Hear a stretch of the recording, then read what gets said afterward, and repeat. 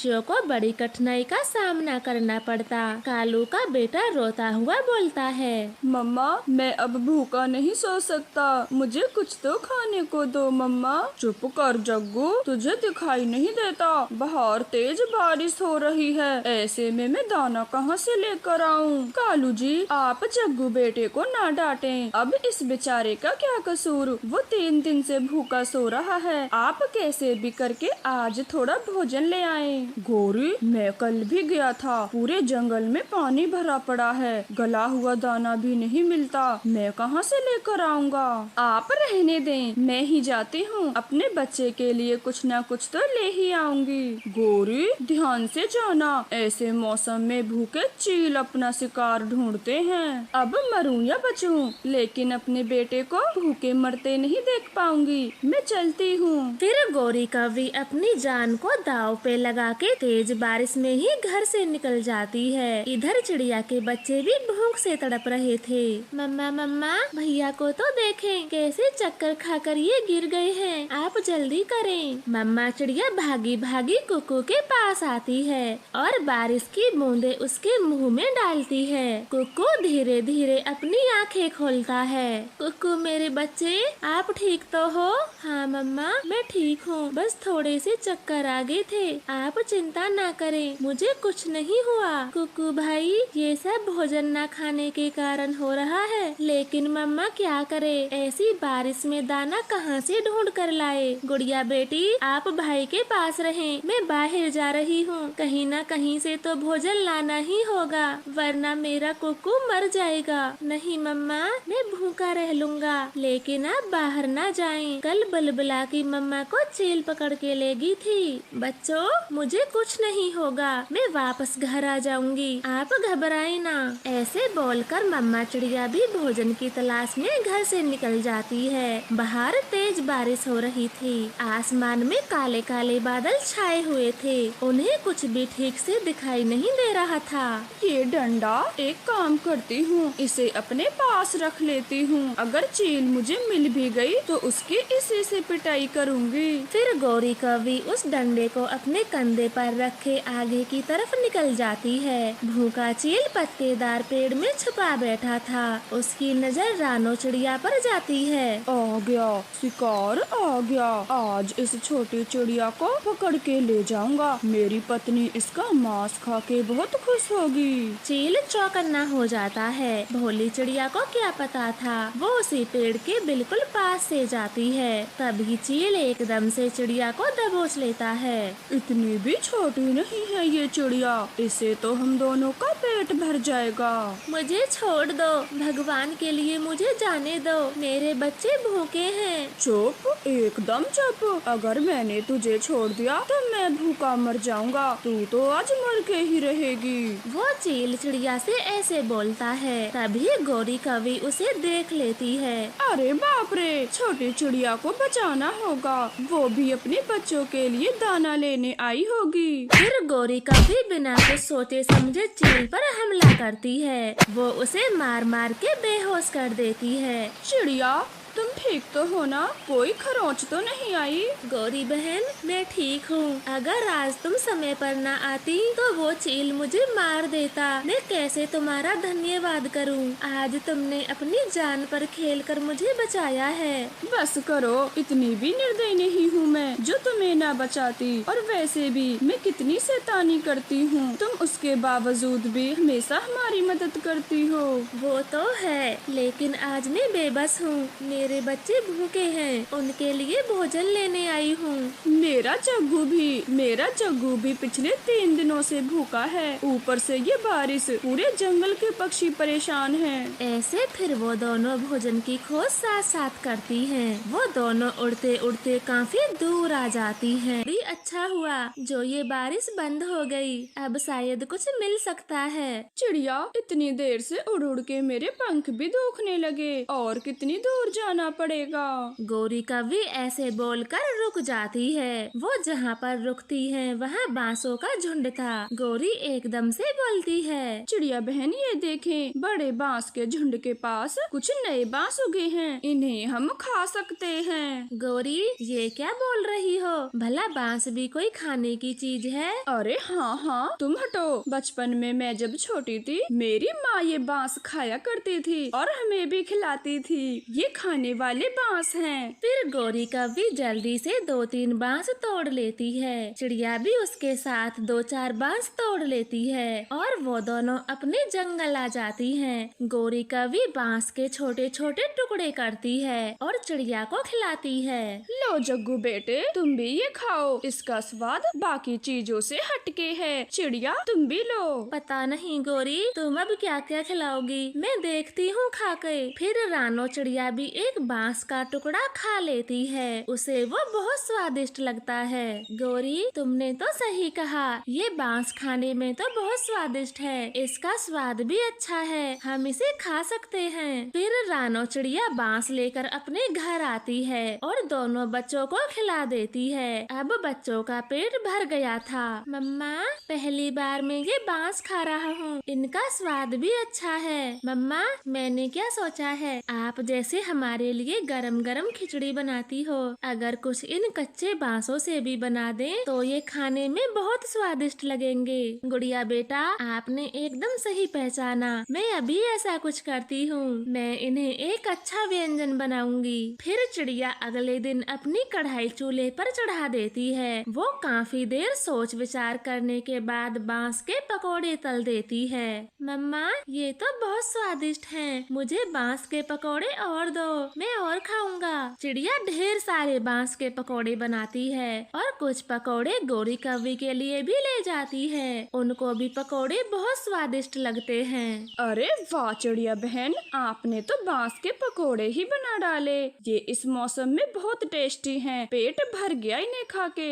गौरी मेरे पास कढ़ाई है, क्यों ना और बांस लाकर जंगल के बाकी पक्षियों को भी बांस के पकौड़े खिलाए जाएं, जैसे हमारे बच्चे भूखे थे। ना जाने कितने पक्षियों के बच्चे भूखे होंगे। ठीक कहा चिड़िया, मैं भी तुम दोनों के साथ जाऊंगा बांस लेने। ऐसे में दूसरे पक्षियों की मदद करना बहुत अच्छी बात है। ऐसे बातें कर वो तीनों बांस के जंगल चले जाते हैं और काफी सारे बांस लाते हैं। चिड़िया अपने घर में बांस के पकौड़े बनाती है और कालू गौरी घर के बाहर भूखे पक्षियों को पकौड़े बांटते हैं। दे दो, मुझे और दे दो, मेरी पत्नी और बच्चा बहुत भूखे हैं। हाँ मिट्ठू तोते, क्यों नहीं, ये ले पूरे 3 प्लेट पकोड़े ले जा और पेट भर के खिला अपने पत्नी बच्चों को। गौरी कालू ये बांस के पकोड़े तो बहुत स्वादिष्ट हैं, मुझे भी दो। वो कबूतर को भी 1 प्लेट पकोड़े दे देते हैं। ऐसे वो सभी पक्षियों को बांस के पकोड़े खिलाते हैं और खुद भी खाते हैं। प्यारे दोस्तों आपको हमारे बांस के पकोड़े कैसे लगे? दूर किसी जंगल में कुछ पक्षियों का बसेरा था। एक दिन की बात है, रानो चिड़िया के घोंसले में फल और कुछ चावल रखे थे। उसी जंगल में एक कौवों का जोड़ा भी रहता था। वो तो बहुत आलसी थे। पति कालू जी, जोरों की भूख लगी है और वो देखें छोटी चिड़िया के घोंसले में भोजन है, क्यों ना हम जाके खा लें। नहीं गौरी, चिड़िया इस समय नदी पे गई हुई है, किसी ने हमें देख लिया तो हम चोर कहलाएंगे, जंगल से भी निकाल दिए जाएंगे।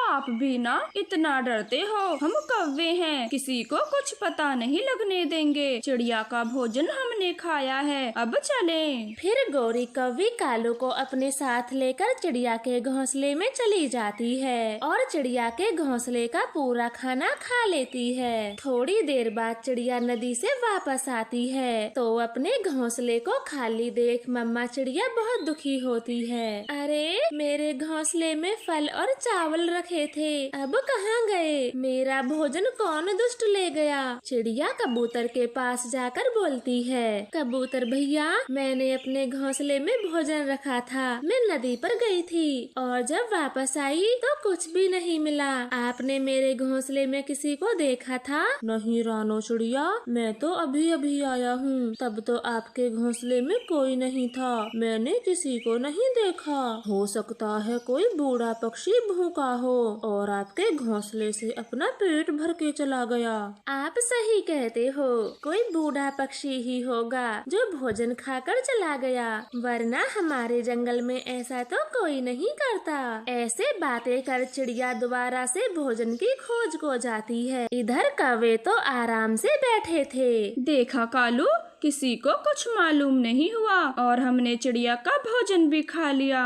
हाँ गोरी, और उस चिड़िया का क्या है, मिनटों में भोजन खोज लाती है। दाना भी कितना स्वाद था। इस तरह से दोनों कौवे पति पत्नी चिड़िया का भोजन खा के बहुत खुश थे। अब तो उनकी दूसरों का भोजन चुरा के खाने की आदत बन गई थी। वो कभी भी खुद से भोजन नहीं लाते थे। चिड़िया बहन, अब सर्दियों का मौसम आने वाला है, क्या तुमने दाना पानी जमा कर लिया है? नहीं रेशमा, मैं कैसे भोजन जमा करूं? जैसे ही थोड़ा भोजन घोंसले में रखे जाती हूँ, कोई दुष्ट मेरा पूरा भोजन ले जाता है। मैं बहुत परेशान हूँ, करूँ तो क्या करूँ? ये तो बड़ी समस्या की बात है। कोई दुष्ट रोज रोज आपका भोजन चोरी करके ले जाता है। ऐसे तो आप सर्दियों के लिए थोड़ा भी भोजन जमा नहीं कर पाओगी। मेरी मानो तो आप लकड़ी का मजबूत घर बना लो, फिर वो चोर आपका भोजन चोरी नहीं कर पाएंगे। आप सही कहती हो, मैं अपना लकड़ी का ही घर बनाऊंगी और मजबूत दरवाजा भी लगाऊंगी और फिर सर्दियों के लिए आराम से सारा भोजन जमा करूंगी। ऐसे खुश होकर छोटी चिड़िया लकड़ी लेने जंगल चली जाती है। कालू कौवा उन दोनों की बातें सुन रहा था।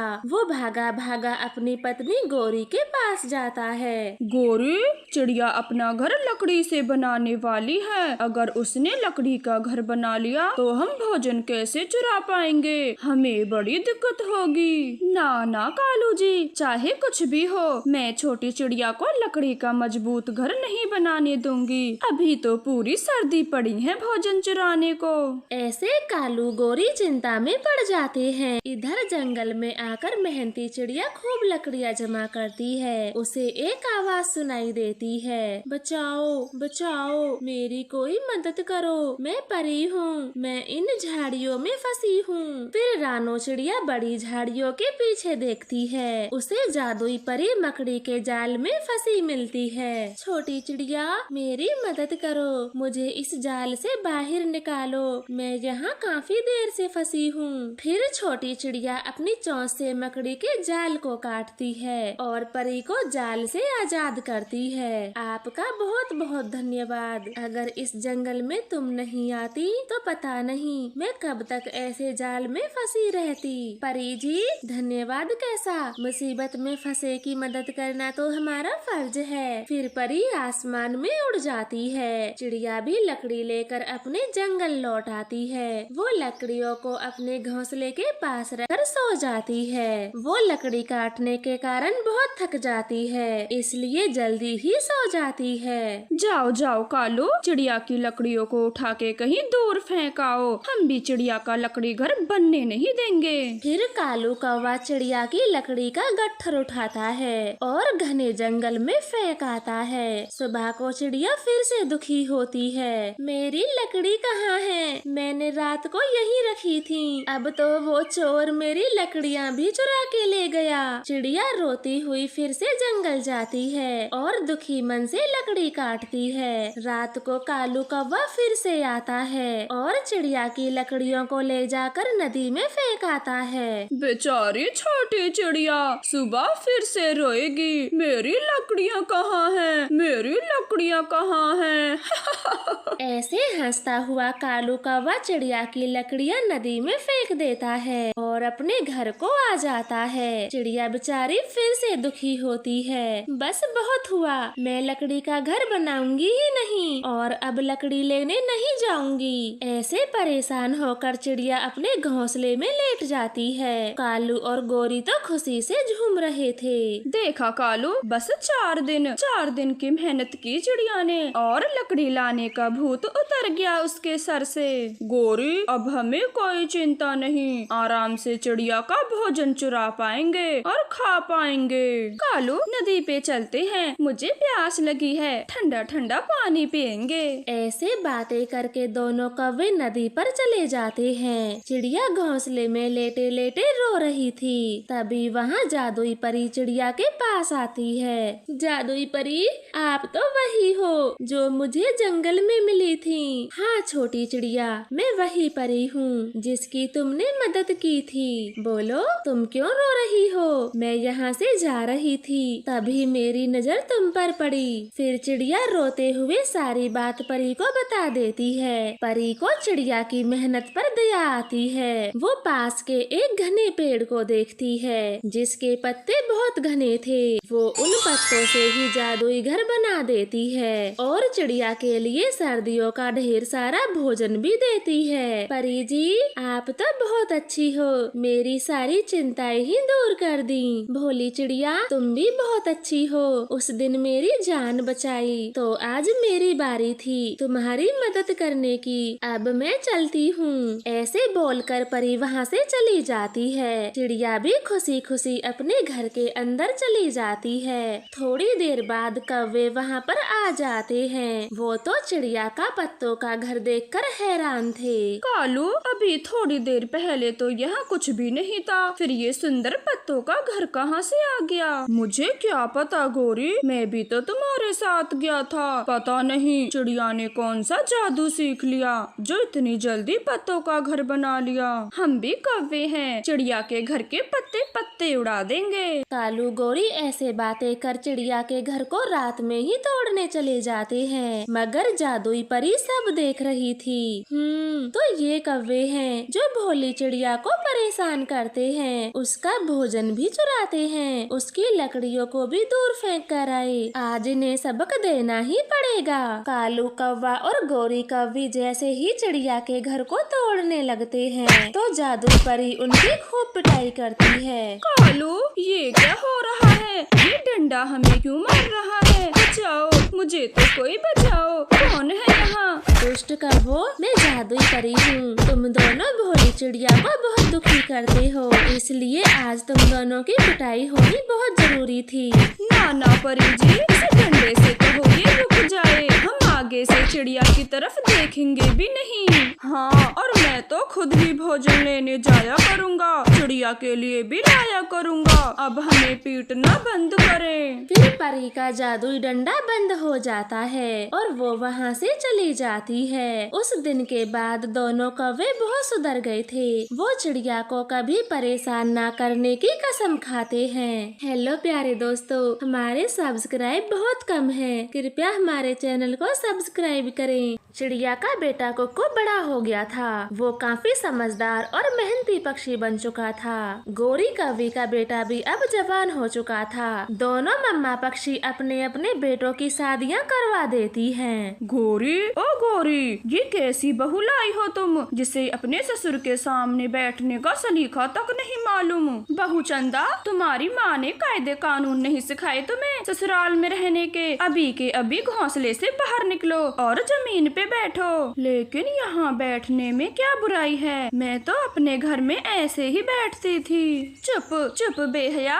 वो तेरा मायका था और ये ससुराल। यहाँ तुझे सब कुछ हमारे हिसाब से करना होगा, ना कि अपने घर जैसे। फिर चंदा कौवी घोंसले से नीचे उतर जाती है और जमीन पर बैठ जाती है। इधर रानो चिड़िया की बहू रानो से कहती है, माँ जी, मैं आपके पंख दबा देती हूँ। शादी की भागदौड़ में आप बहुत थक गई होंगी। हाँ बेटी, थक तो मैं गई हूँ, मगर एक माँ अपनी बेटी से कभी पैर नहीं दबाती। आजा, तू मेरे पास बैठ। और ये माजी माजी क्या लगा रखा है? मुझे आज के बाद सिर्फ माँ बुलाना। फिर मम्मा चिड़िया मुन्नी को अपने पास बिठाती है और उससे ढेर सारी बातें करती है। उन्हें तो पता भी नहीं चलता कब रात हो जाती है। मुन्नी बेटी, बातें करते करते पता भी नहीं चला, अब सब पक्षी सो गए हैं। हैं, आप भी जाकर सो जाएं। माँ, मैं शादी से पहले बहुत डरी हुई थी। मेरी मम्मा सास पता नहीं कैसी होगी, गरम मिजाज वाली या ताने मारने वाली, मगर आप तो बहुत अच्छी हो, बिल्कुल मेरी मम्मा जैसी। ये बातें कर मुन्नी चिड़िया अपने घोंसले में सो जाती है और सुबह हो जाती है। बहू चंदा, जग्गू और उसके पापा तो भोजन की खोज को चले गए। अब मैं भी नदी पे घूम के आती हूँ, 1-2 घंटे में वापस आ जाऊंगी। तुम अंदर से कुंडी लगा लो। माँ जी, क्या मैं भी आपके साथ चलूं? मेरा भी मन लग जाएगा, मैं अकेले घर में क्या करूँगी? चुप हो के यहीं बैठ, तू बहू है और बहू का काम है घर के 4 दीवारों में रहना, और मन भी लग जाएगा। पूरे घर को चमका दे, काफी दिनों से मैंने सफाई नहीं की। ऐसे कहकर गौरी कव्वी घूमने चली जाती है। नदी पर रानो चिड़िया अपनी बहू को साथ लेकर आती है। गौरी कव्वी तो देखते ही बोलती है, आहा चिड़िया, माना कि तेरी बहू सुंदर है, मेरी बहू से ज्यादा खूबसूरत है। इसका मतलब ये नहीं बहू को पूरा जंगल घुमाएगी। बहू को घर ही छोड़ना था, अपने साथ क्यों लाई? गौरी, घर में मेरे सिवा कोई और नहीं था तो मैं मुन्नी को अकेले कैसे छोड़कर आती? और दूसरी बात, उसे भी तो देखना चाहिए हमारा जंगल कैसा है, यहाँ के पेड़ पौधे और नदियाँ कैसी हैं। मुन्नी बेटा, आपको हमारे जंगल के पेड़ पौधे और नदियाँ कैसी लगी? माँ, बहुत सुंदर हैं, बिल्कुल आपकी सोच के जैसे, मुझे बहुत पसंद आया। गौरी, तुम भी चंदा कव्वी को अपने साथ ले आती, वो हम सबको जानती और मुन्नी उसके उम्र की है, दोनों आपस में बातें करती तो पहचान बनती। नाना चिड़िया, मेरी बहू घर से फालतू नहीं है जिसे साथ लेकर घूमूं। तुम ही घुमाओ इसे, जैसे ये बहू नहीं छोटी बच्ची है तुम्हारी, जिसका घर में मन नहीं लगता। बहू को हमेशा दबा के रखना चाहिए, ना कि सर पे चढ़ा के। ये बात तो ठीक कही गौरी ने, बहू को बहू की तरह रखना चाहिए, वरना वो सर पे चढ़ जाती हैं। जब मेरी बहू आएगी तो मैं उसे गौरी की ही तरह रखूंगी। ऐसे ताने मारते हुए गौरी और कबूतरी वहाँ से चली जाती हैं। माँ, क्यों एक बहू को हमेशा अपने पैरों के नीचे दबा के रखना चाहते हैं ये लोग? वो ये क्यों नहीं समझते, वो भी एक बेटी होती है जो अपने परिवार को छोड़ के आती है। मेरी बच्ची, मैं सब समझती हूँ, मुश्किल होता है अपने घर परिवार को किसी अनजान जगह पर छोड़ के आना। आप चिंता ना करें, मैं इनके जैसी नहीं हूँ, अपने बच्चों की खुशी चाहती हूँ। तुम्हें जो भी करना हो मुझसे आकर कहो, जैसे अपनी माँ से कहती थी। मुन्नी रानो चिड़िया के गले लग जाती है। मम्मा चिड़िया मुन्नी को पूरा जंगल घुमाती है। समय गुजरता गया। एक दिन चंदा कव्वी को चक्कर आ जाते हैं और गौरी कव्वी उसे लेकर बुलबुल वैद के पास जाती है। बधाई हो गौरी कव्वी, बधाई हो, आपकी बहू बहुत जल्द अंडा देने वाली है। लेकिन चंदा कव्वी बहुत कमजोर है, आप इसे अच्छे से खिलाए पिलाएं। बुलबुल, मेरे घर में किसी चीज की कमी नहीं है, सब ऐशो आराम के साधन हैं। पता नहीं ये ही क्यों ऐसी मरीसी है। गौरी, आपको चंदा को खिलाने के साथ साथ उसे घुमाना भी होगा,